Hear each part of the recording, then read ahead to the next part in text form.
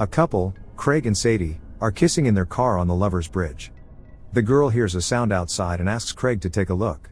Craig, although frightened, gets out of the car and a moment later is lethally struck by a big man with a machete. Sadie runs away, screaming as the killer follows her. Shortly afterward, the killer trips over a rope, and it turns out that it is a trap set by Sadie and her friend Michaela. Poor Craig merely acted as bait. Michaela stuns the killer, and they tie him to a chair in a warehouse. The girls tease the killer, named Lowell, and reveal they have been following him for a long time. The girls say they run a blog about brutal murders called Tragedy Girls. They want Lowell to share his knowledge and skills with them so they can make maniacal stuff for their content. Lowell refuses to cooperate with them and is locked up in a dark room. In the process, Craig begins to moan. He surprisingly survived. Sadie tugs on him and blocks his airway until he dies.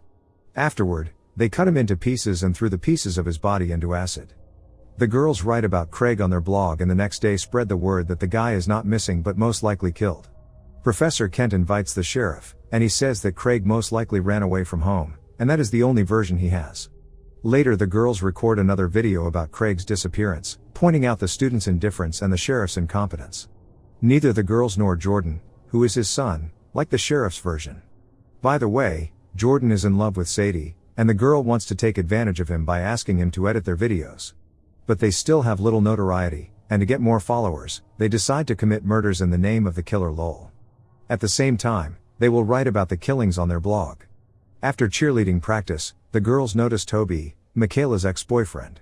So far, he is the most popular influencer in town. He has tons of followers just because of his charm. The girls approach, and Toby tries to flirt with Michaela while Sadie looks at him with a manic face. In her mind, she was already planning his death.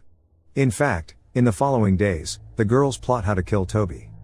They lay spikes on the road where he usually rides his motorcycle. At night Michaela follows him in the car and scares him. Toby speeds up and drives into the spikes but manages to survive. Thus, the girls stab him to death. The next morning they prepare to give an interview on the news to boost their blog followers but are turned down. Through Jordan, they find out that the sheriff considers Toby's death a simple traffic accident. Moreover, he is against Jordan working with Sadie and Michaela, but the guy stays on the girl's side.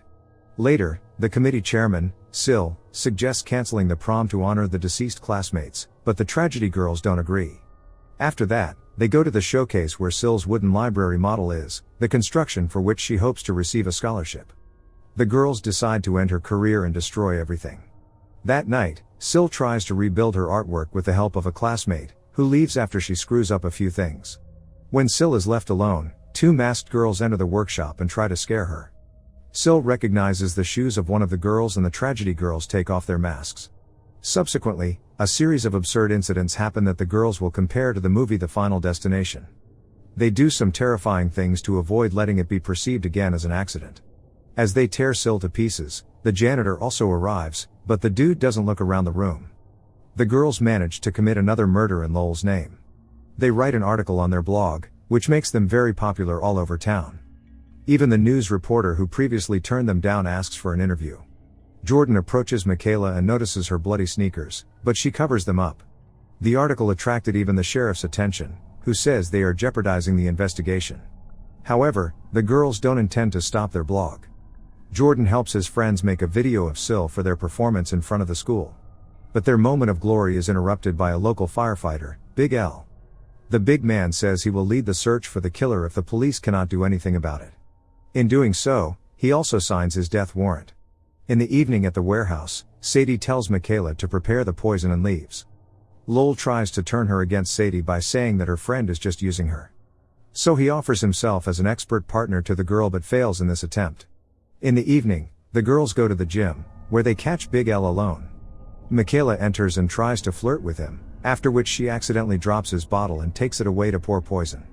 Meanwhile, Jordan goes to the police station and suggests to his father that the recent murders may be related to his mother's death. When he is alone, he inserts a flash drive into the police computer and sends a message to Sadie saying that he will come to talk to her in 20 minutes. The girl decides to speed things up and attacks Big L while still conscious. It is not as easy as they thought, and Big L tries to strangle Sadie but is stabbed with a knife. When the man lies on the bench, they drop the barbell on his head. Sadie manages to get home in time for the arrival of Jordan, who stored on the flash drive all the material about the mysterious murders in Rosedale. Jordan promises to help her in their independent investigation. The next day, news of Big L's murder spreads throughout the town, and school is cancelled. People are frightened and demand explanations from the sheriff. Many people go to the town hall, where the sheriff gives a speech to the residents and asks them to remain calm. Jordan arrives and sits behind Sadie and Michaela. The guy notices Michaela using the phone, and soon after, everyone gets an image of Big L's smashed head. The uproar starts and turns into a protest with the slogan, "We remember L," against the incompetence of the local police. The mayor takes the lead, and the citizens proceed to march. In the process, Lowell breaks free and escapes. The citizens continue to march against the police and find their mayor impaled on the road. The girls look terrified at the scene and realize that Lowell has escaped and is now coming to kill them. The next morning they give yet another interview to the press, but just as they leave, Sadie receives an image of herself and realizes that Lowell was a foot away from them. They feel in danger and provide all the details about Lowell, and the sheriff manages to sketch a ragged form of the killer. The girls now go to class, and in the meantime they receive hundreds of likes and followers on social media. Mrs. Kent orders them to turn off their phones and berates them for negative traits, saying they exploit the murders to grow their blog. The girls leave the class and meet with Jordan, who says he can no longer work with them. He has to help his father, but Michaela begins to speak badly of his family. At this point, Michaela gets up to leave and Jordan manages to steal her phone.